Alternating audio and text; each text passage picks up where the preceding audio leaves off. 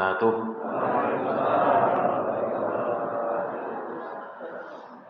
Innal hamdalillah wassalatu wassalamu ala Rasulillah wa ala alihi wa ashabihi wa man wala. Asyhadu an la ilaha illallah wahdahu la syarika lah, asyhadu anna Muhammadan abduhu wa rasuluhu la nabiyya wa la rasula ba'da. Allahumma la sahla illa ma ja'altahu sahla wa anta in syi'ta taj'alul hazana sahla. Ishrah li sadri wa yassir li amri wahlul 'uqdatam min lisani yafqahu qawli. Allahumma la taj'al musibatana fi dinina wa la taj'alid dunya akbara hammina wa la mablagha ilmina. Allahumma 'allimna ma yanfa'una wanfa'na bima 'allamtana wa zidna ilma wa jannibna ma yadurruna fi dinina wa dunyana ya arhamar rahimin, amma ba'du. Ma'asyiral muslimin muslimat, Bapak Ibu, saudara-saudari, sholihin sholihat yang dimuliakan Allah Ta'ala. Alhamdulillahirabbil alamin, tiada sikap hati yang pantas kita ungkapkan malam hari ini melainkan ungkapan syukur kita kepada Allah Azza wa Jalla. Allah Subhanahu wa Ta'ala memperkenankan kita semuanya untuk dapat hadir di salah satu majlis di antara majlis ilmu, taman di antara taman surga. Semoga setiap langkah yang kita usahakan menuju tempat ini, setiap tapaknya menggugurkan dosa-dosa kita, mengangkat derajat kita di sisi Allah dan memudahkan jalan kita menuju surga. Amin, Allahumma amin. Salawat dan salam semoga senantiasa tercurah limpahkan untuk Nabiullah Muhammad sallallahu alaihi wasallam, para keluarga, para sahabat, para tabi'in, para tabi'ut tabi'in, dan orang-orang yang senantiasa berusaha istiqomah di atas jalan kebenaran. Hadirin hadirat, Bapak Ibu, sholihin sholihat yang dimuliakan Allah. Dalam sebuah ayatnya di surah Fussilat, di ayat ke-46, Allah Subhanahu wa Ta'ala berfirman, A'udzu billahi minasyaitonir rajim, man 'amila sholihan fali nafsihi wa man asaa fa 'alaiha wa ma rabbuka bidzallamin lil 'abid. Man 'amila sholiha, barang siapa yang berbuat kebaikan, fali nafsihi, maka kebaikan itu akan kembali untuk dirinya. Wa man asaa, barang siapa yang berbuat keburukan, fa'alaiha, maka keburukan itu juga akan kembali untuk dirinya. Wa ma rabbuka bidzallamin lil 'abid, dan Rabbmu sama sekali tidak pernah zalim kepada hamba-hambanya. Dari ayat ini kita tahu bentuk maha adilnya Allah Subhanahu wa Ta'ala, bahwa sesiapapun dari hambanya yang melakukan amal kebaikan, maka kebaikan itu akan kembali untuk dirinya. Sesiapapun dari hambanya yang melakukan keburukan, kemaksiatan, kejahatan, maka keburukan itu pula akan kembali sebagai balasannya. Dan Allah mempertegas di akhir ayat, wa ma rabbuka bidzallamin lil 'abid, dan Rabbmu sama sekali tidak zalim kepada hamba-hambanya. Artinya apa? Artinya setiap usaha yang kita lakukan di dunia ini akan mendapatkan balasan. Al-jaza'u min jinsil amal, kata Rasulullah SAW dalam sebuah hadis, dan hadis ini menjadi kaidah dalam kehidupan iman kita, bahwa setiap apa yang kita lakukan itu akan menuai balasan. Al-jaza', balasan, min jinsil amal, itu sesuai dengan jenis amalannya. Kalau baik akan kembali baik, kalau buruk akan kembali buruk. Maka ada seorang ulama bernama Ibnu Athaillah Sakandari, dalam kitabnya Al-Hikam, beliau mengatakan, Jalla Rabbuna an yu'amilahul abdu naqdan fayujaziyahu nasi'atan. Maha agungnya Rabb kita, jika ada seorang hamba yang beramal solih kontan, segera, maka fayujaziyahu nasi'atan, maka amalan solih itu akan dibalas dengan kebaikan di hari berikutnya. Makanya di dalam Islam ini ada yang namanya hukum sebab akibat, Pak. Orang akan menuai sebuah akibat karena ada sebab yang dia lakukan. Ya, maka hukum karma yang kita kenal dari keyakinan Yunani kuno atau Mesir kuno itu, ada hukum karma, juga berlaku di dalam Islam. Hanya saja Islam lebih lengkap. Tidak hanya keburukan yang dibalas, tapi kebaikan juga dibalas. Kalau hukum karma itu kan identik dengan sesuatu yang negatif. Ya, melakukan satu kedoliman nanti dia kualat, itu hukum karma. Kalau di dalam Islam tidak hanya keburukan yang dibalas dengan keburukan, tapi kebaikan juga akan dibalas dengan kebaikan. Ya. Dan kita harus tahu bahwa pembalasan satu kebaikan atau keburukan itu tidak hanya khusus di akhirat saja. Dari perkataan Ibnu Athaillah tadi kita tahu bahwa kadang pembalasan amalan itu juga sebagian ada yang diwujudkan dan disegerakan oleh Allah di dunia. Ya. Agar apa? Agar mendorong semangat seorang hamba untuk selalu melakukan amalan tersebut. Ya. Makanya hadirin dimuliakan Allah, kita harus tahu bahwa setiap kebaikan yang kita lakukan ini, janji Allah akan membalasnya. Dalam surah At-Taubah ayat 72 Allah berfirman, wa'adallahu al-mu'minina wal mu'minati jannatin tajri min tahtihal anharu khalidina fiha wa masakin thayyibah. Allah berjanji untuk orang-orang yang beriman, laki-laki maupun perempuan, Allah akan balas mereka dengan surga yang di dalamnya dan di bawahnya mengalir sungai-sungai, tinggal selama-lamanya, khalidina fiha wa masakin thayyibah. Dan Allah juga berjanji, menjanjikan untuk mereka istana-istana yang thayyibah, istana-istana yang indah. Ya. Jadi Allah berjanji, dan Allah itu zat yang apabila berjanji tidak pernah mengingkarinya. Innahu la yukhliful mi'ad. Allah itu zat yang tidak pernah mengingkari janjinya. Apa yang ditanam itulah yang dipanen. Ya. Hanya kita harus tahu, Bapak Ibu yang dimuliakan Allah, balasan kebaikan seorang hamba yang dia usahakan di dunia itu bukan hanya nanti berlaku di akhirat. Di dunia Allah juga akan membalasnya. Hanya saja banyak di antara orang-orang beriman yang salah memahami balasan ini. Banyak di antara kaum muslimin ini yang salah kaprah dalam memahami balasan kebaikan yang kita lakukan di dunia, ya, itu apa. Ya. Di antara kita ada yang memahami ketika kita melakukan satu amal kebaikan, maka jika beberapa hari kemudian dia mendapatkan satu kebaikan, itu adalah kebaikan balasan dari kebaikan yang kita lakukan beberapa hari sebelumnya. Misalnya begini, ada sebagian kita yang meyakini kalau kita infak 100.000 hari ini, kemudian 2 hari lagi kita dapat rezeki 1 juta. Ya, sebagian kita menganggap 1 juta itu adalah balasan dari Allah atas kebaikan 100.000 yang kita infakkan. Ya. Kita harus tahu Bapak Ibu bahwa tidak ada ulama yang pernah mengatakan hal yang seperti itu.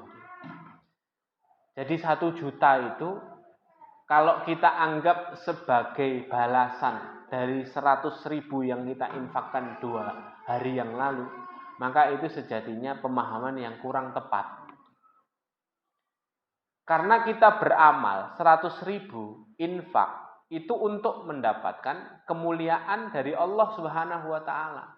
Dan tidak mungkin sesuatu yang besar nilainya di mata Allah, mengandung keridhaan Allah, itu hanya dibalas dengan sesuatu yang nilainya hanya duniawi. Karena Allah menganggap dunia ini sesuatu yang remeh, adik. Ya. Apalagi kemudian kalau kita menganggap bahwa kalau kita sedekah 100.000, kemudian yang kita harapkan bukan pahala dari Allah, bukan keridhaan Allah, tapi yang kita harapkan apa? Agar nanti Allah kasih rizki saya 10 kali lipat. Nah, sudah punya niatan seperti itu, berarti kita sejatinya bukan sedang melakukan amalan sholih, tapi sejatinya kita sedang hitung-hitungan sama Allah. Allah saja tidak pernah hitung-hitungan sama kita. Apa pernah kita berdoa setiap pagi, ya Allah cukupkan oksigen untuk saya agar bisa saya hirup cukup hari ini? Tidak pernah. Apa pernah kita minta agar mata kita ini bisa melihat warna dengan sempurna? Apakah pernah kita meminta kepada Allah agar jantung dan paru-paru kita bekerja dengan baik? Tidak pernah, hadir. Tapi diberi Allah cuma-cuma. Nah, kok kita ini sekali melakukan amalan solih, kemudian kita hitung-hitungan sama Allah agar mendapatkan 10 kali lipat. Dan itu perkara-perkara dunia. Maka yang harus kita pahami, kalau kita melakukan amalan solih di satu hari, taruh kata tadi, sedekah 100.000 hari ini, maka 3 hari lagi kok dapat rezeki 1 juta. 1 juta itu bukan balasan kebaikan dari 100.000 yang kita infakkan, Pak.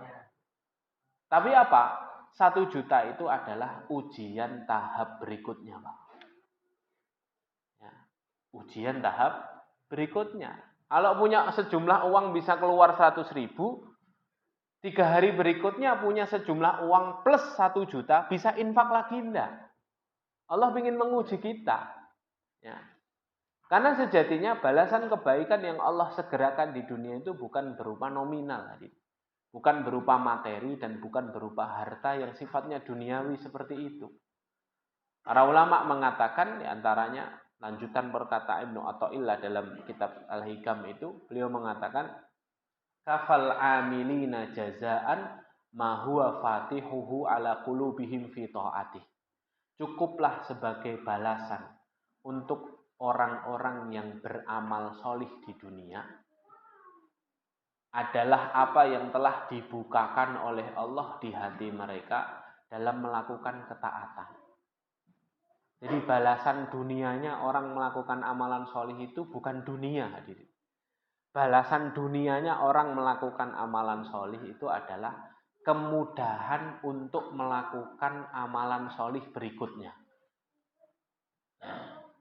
Jadi tanda bahwa amalan kita diterima Allah itu adalah ketika kita dimudahkan melakukan amalan solih berikutnya.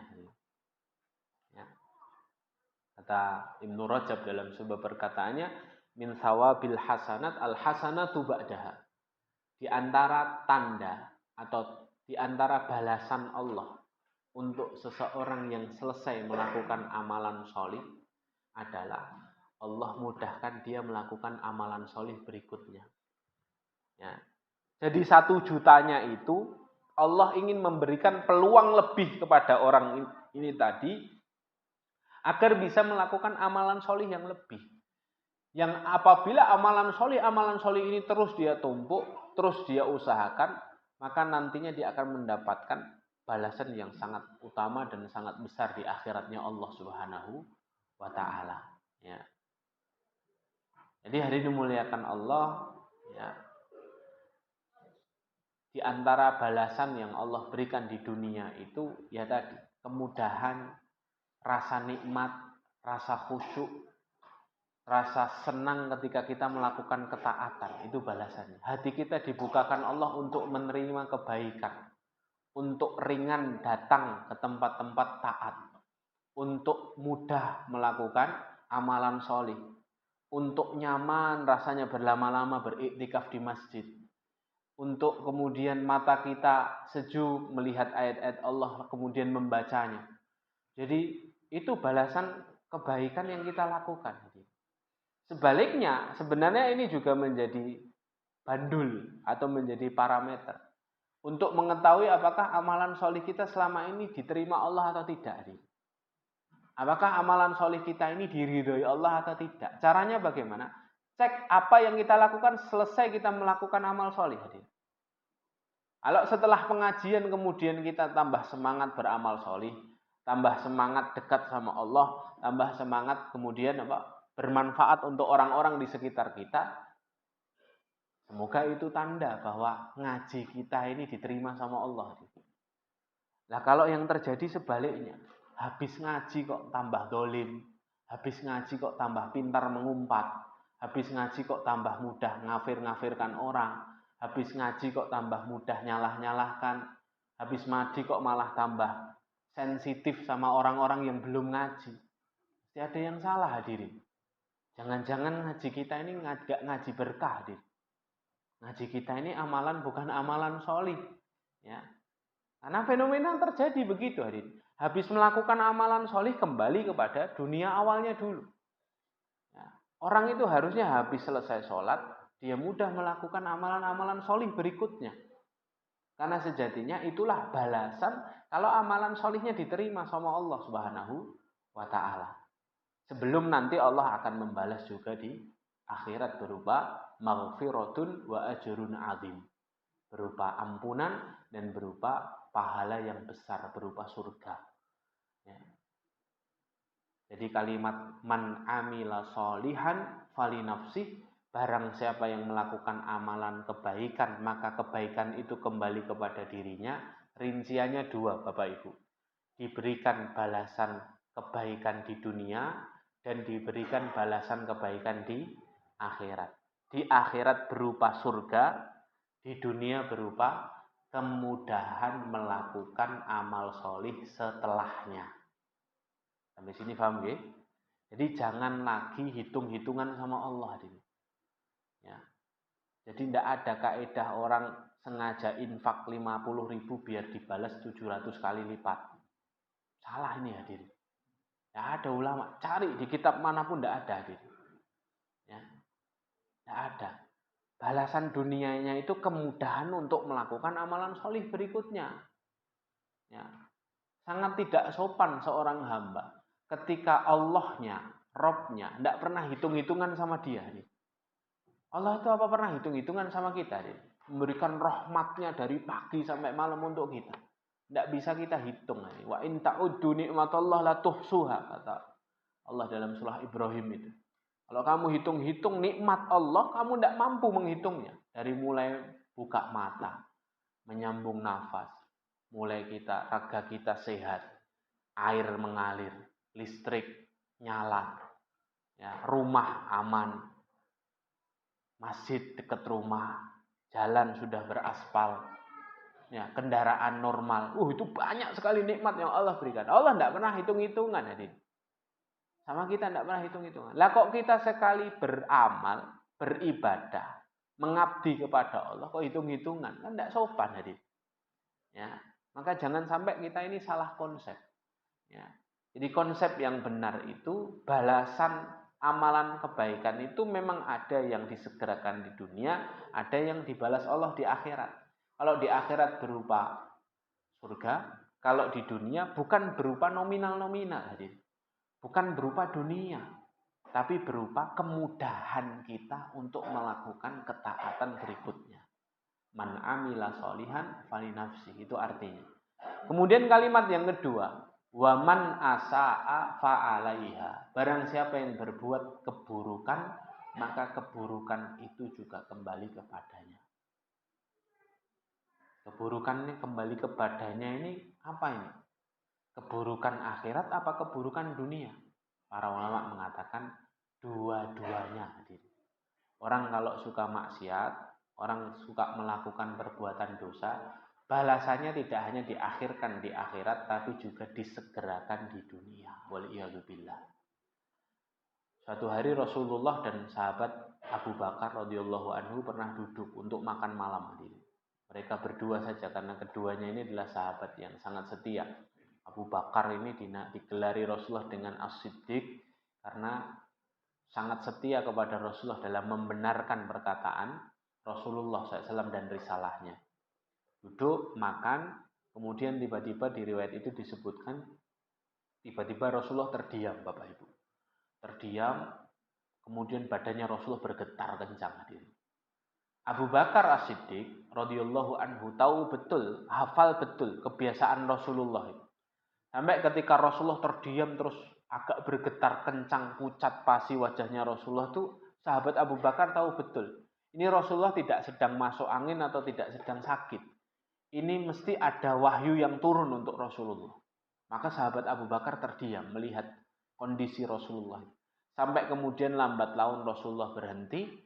Kemudian sahabat Abu Bakar mulai berani bertanya, ya Rasulullah, apakah turun wahyu untukmu? Bala ya Abu Bakr. Benar wahai Abu Bakar, baru saja ada ilham, ada wahyu turun untuk. Apa itu ya Rasulullah? Kata sahabat Abu Bakar.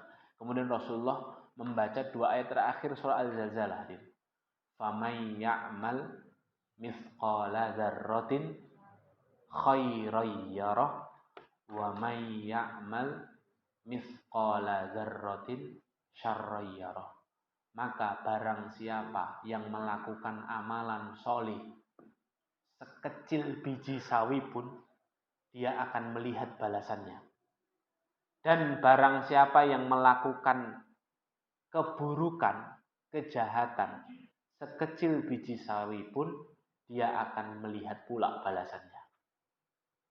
Sekecil apapun perbuatan itu, amalan solih atau perbuatan dosa, akan dibalas oleh Allah.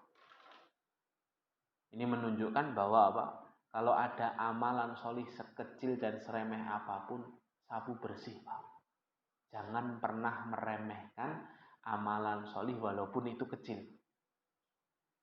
Karena seringkali amalan solih yang kecil itu justru luput dari pandangan manusia dan lebih aman untuk menjaga keikhlasan, Pak. Ya.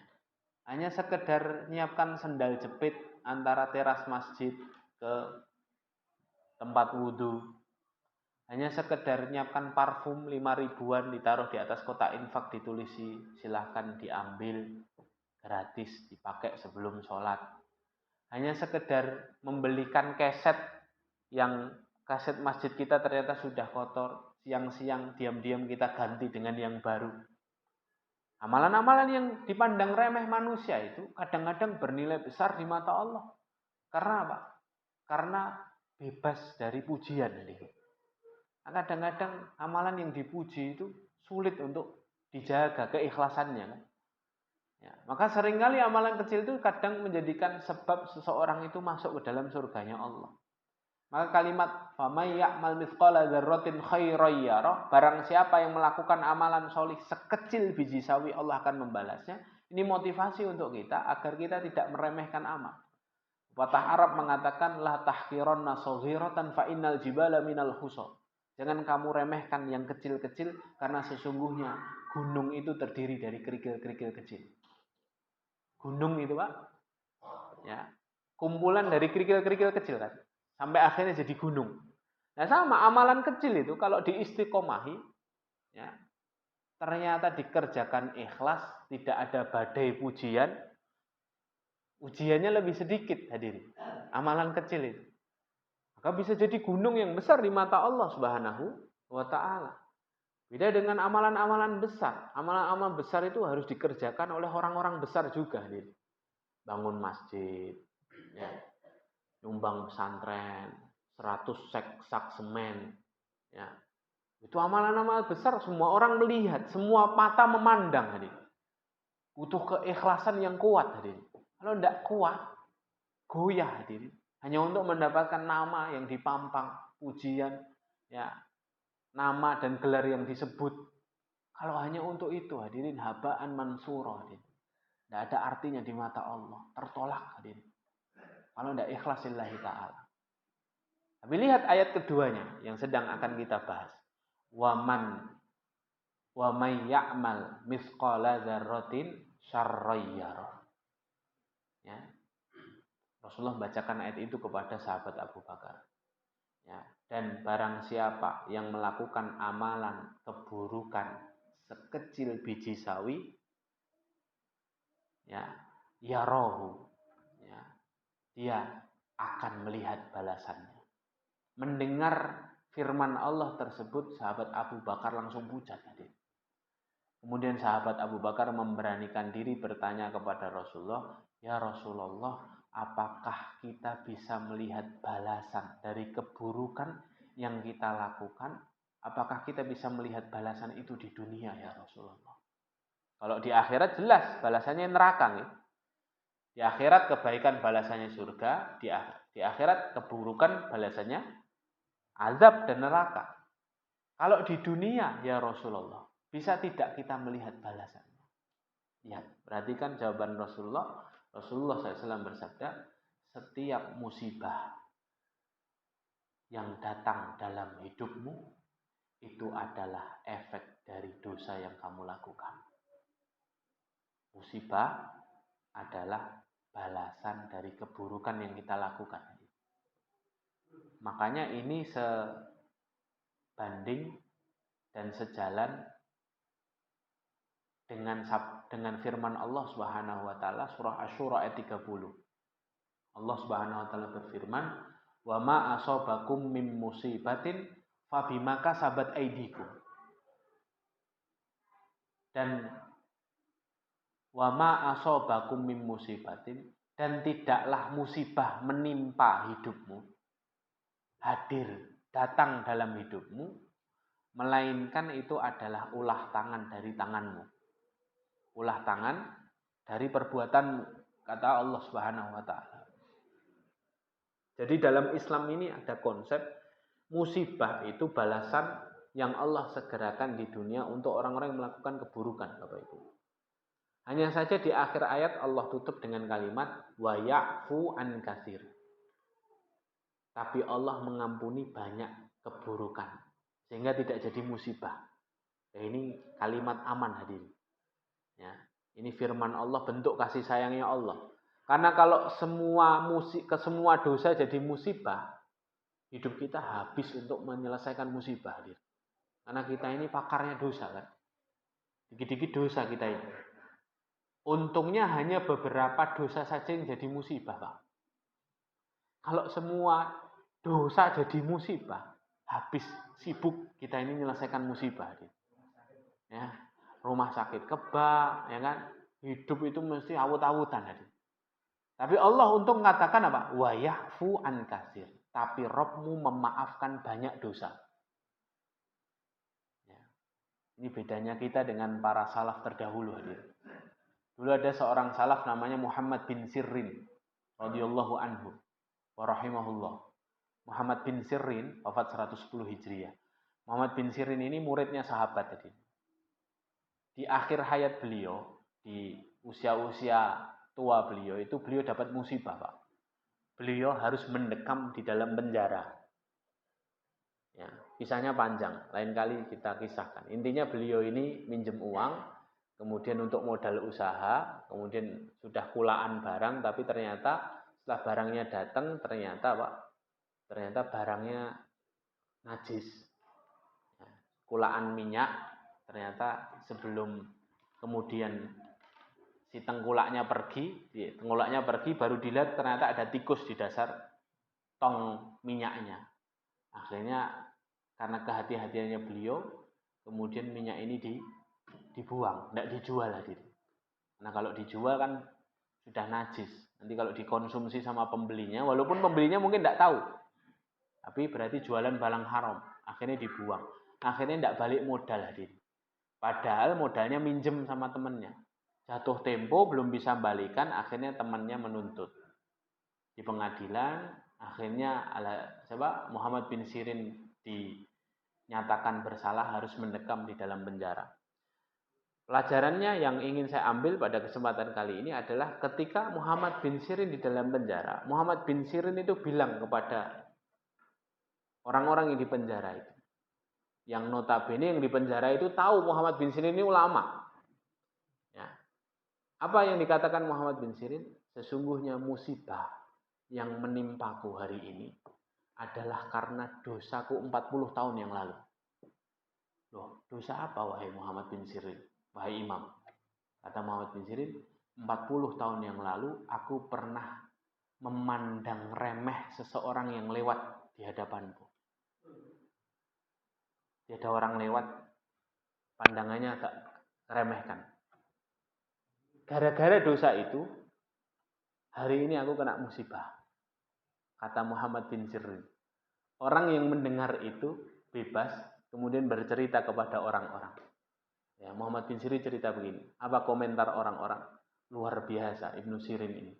Ya, dapat musibah, dia tahu dari dosa mana dia terkena musibah itu. Beda dengan kita ini, Pak. Kalau kita dapat musibah, bingung iki saka dosa sing endi. Ya. Saking oke dosa nih. Itu maksudnya, ya. Iki dosa sing endi? Oh, musibah terus gitu ya. Ya. Okean dosa itu. Itu bedanya kita dengan ulama salaf terdahulu, hadirin. Ya. Jadi kalimat wa ma asabakum min musibatin fabima kasabat aydikum wa ya'fu an katsir itu menunjukkan kepada kita bahwa musibah yang hadir di dalam hidup kita ini karena sebab kesalahan dan dosa yang kita lakukan. Ya. Maka para ulama itu mengatakan, kalau ada musibah dalam hidup kita, apapun musibahnya, sekecil apapun, segera ingatlah Allah dan kemudian bertobatlah kepada Allah. Sampai para ulama itu hadirin, bertobat kepada Allah gara-gara sendalnya putus hadirin.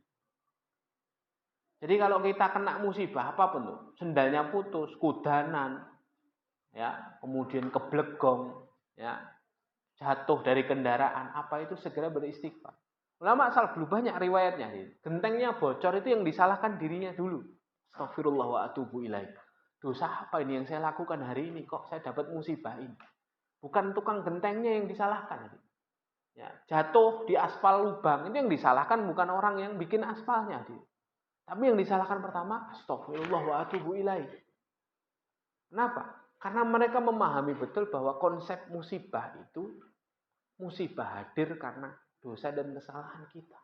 Allah ingin mengingatkan kita, sekaligus Allah ingin menjadikan musibah itu kafarat dosa-dosa kita di masa lalu.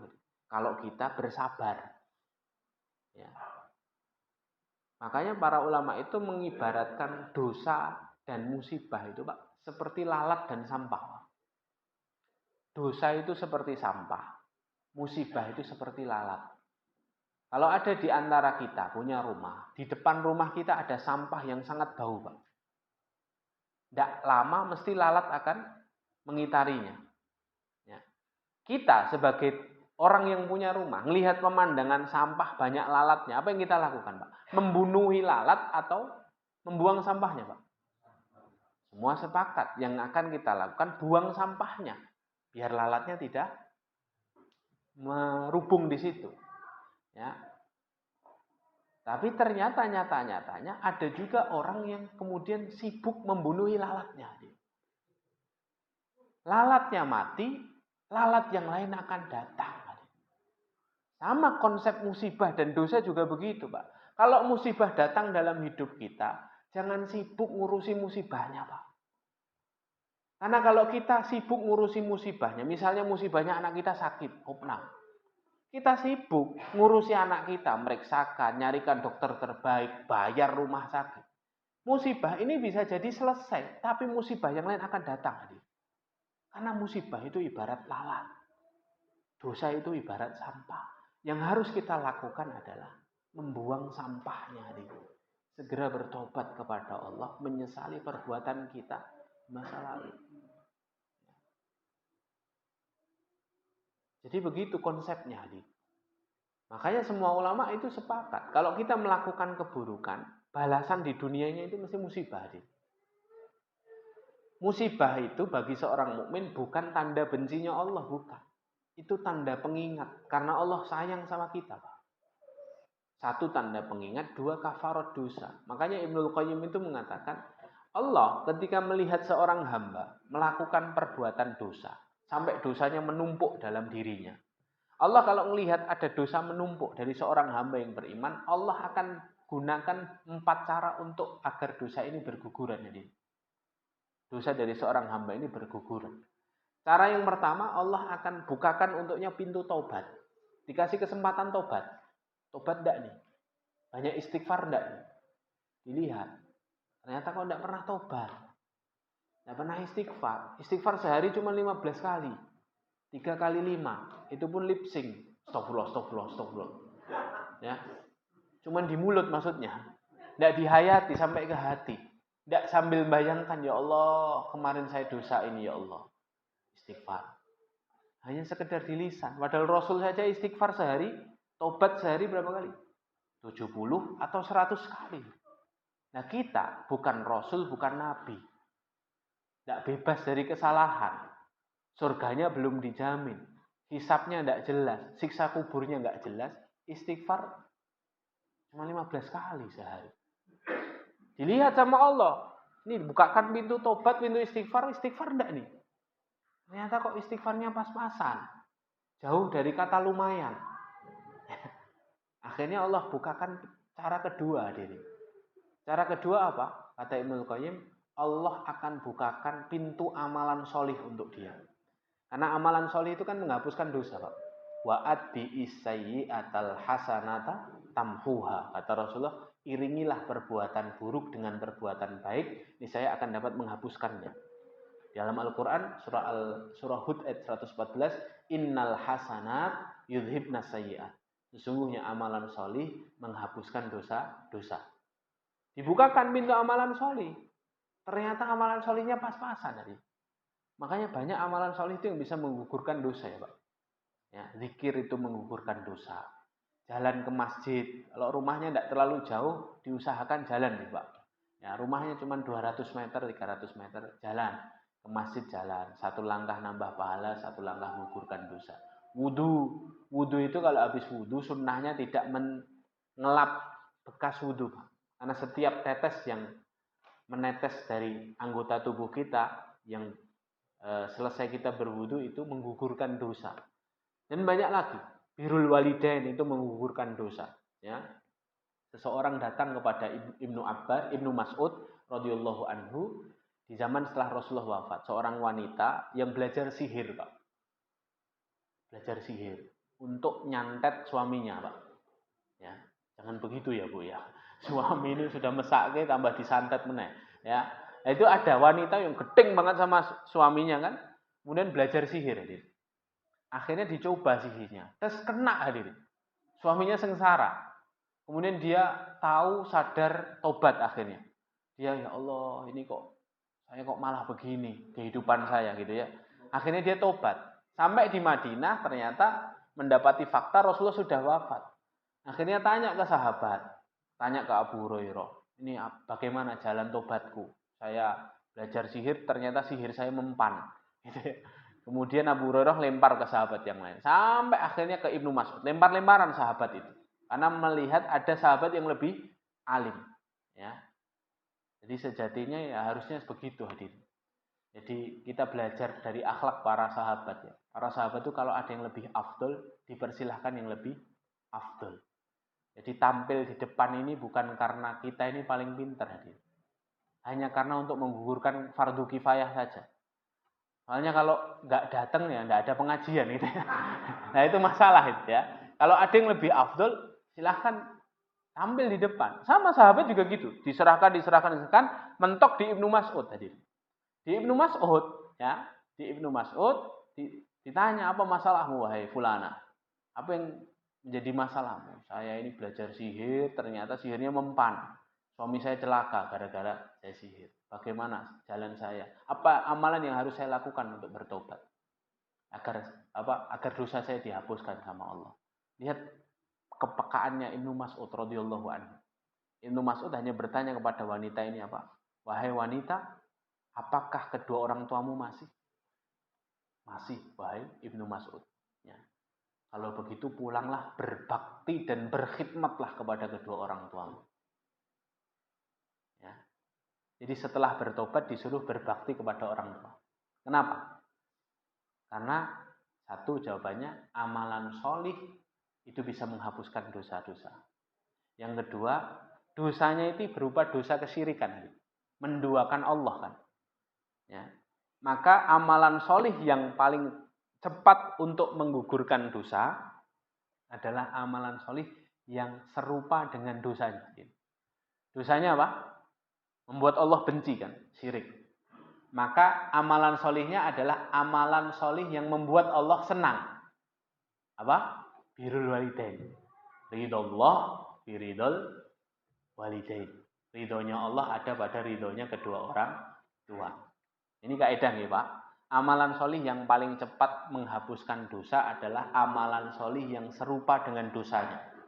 Contoh, dulu mungkin kita suka ngambil barang orang di masa lalu kita. Suka rampok, suka begal, suka nipu. Urusannya dosanya dosa harta. Maka amalan solih yang paling cepat menghapuskan dosa adalah amalan solih yang sejenis. Amalan solih yang berkaitan dengan harta. Sedekah, infak, wakaf, gitu ya. Kalau dulu dosanya dosa langkah kaki, suka datang ke tempat-tempat maksiat. Amalan solih yang paling cepat menghapuskan dosa-dosa itu adalah amalan solih langkah kaki. Datang ke pengajian jalan, datang ke masjid, ya, silaturahim, ya, mendatangi tempat-tempat yang taat, gitu ya. Kalau amalan perbuatan dosanya lisan, maka amalan solihnya amalan solih lisan. Begitu ya.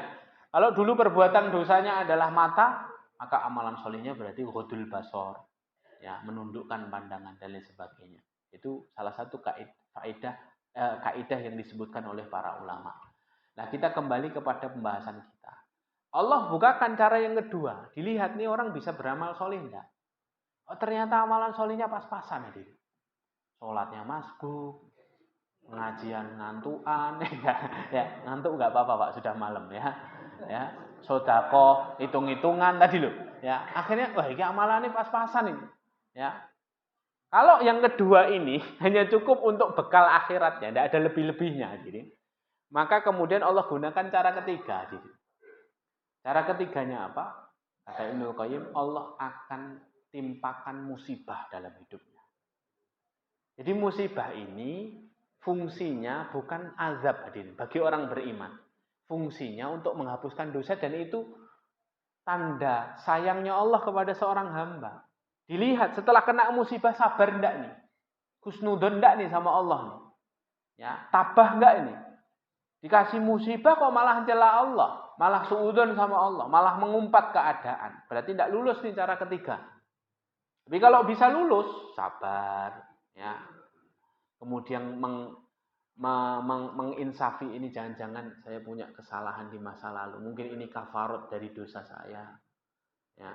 Kena musibah kemudian dia berkata, Rabbana ma khalaqta hadza batila. Ya Allah, tidaklah kau menciptakan ini sia-sia, pasti ada hikmahnya.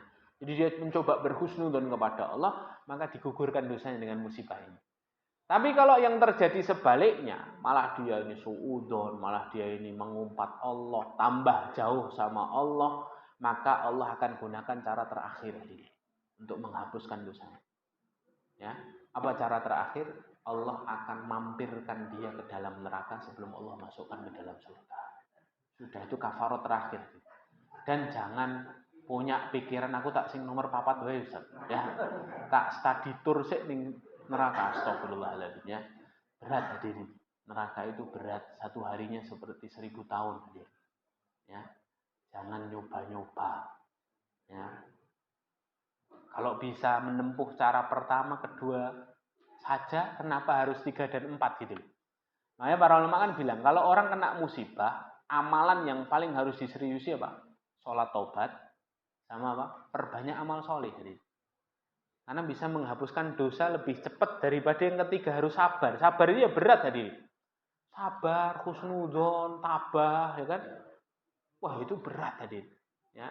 Tapi kalau musibah datang, jangan kemudian kita juga tidak kuat menghadapinya. Karena la yukallifullahu nafsan illa wus'aha.